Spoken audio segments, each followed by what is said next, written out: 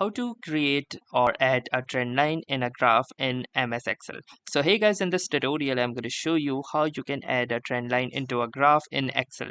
So as here you can see, we have some data in which we have the month and the monthly profit mapped with each other. So the first thing that we will be going to do is create a graph of this particular data.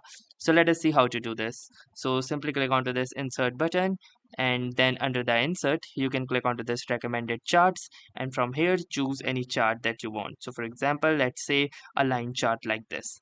Then click onto this OK button, and here you can see this is our chart.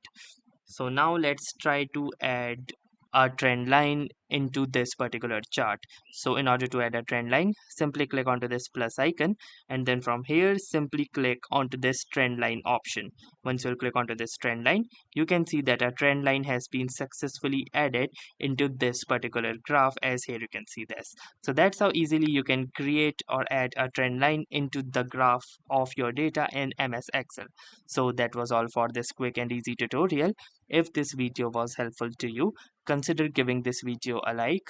Do tell us in the comments how it went for you, or if you have any suggestions or questions to ask, then ask them in the comments. Thanks for watching and have a nice day.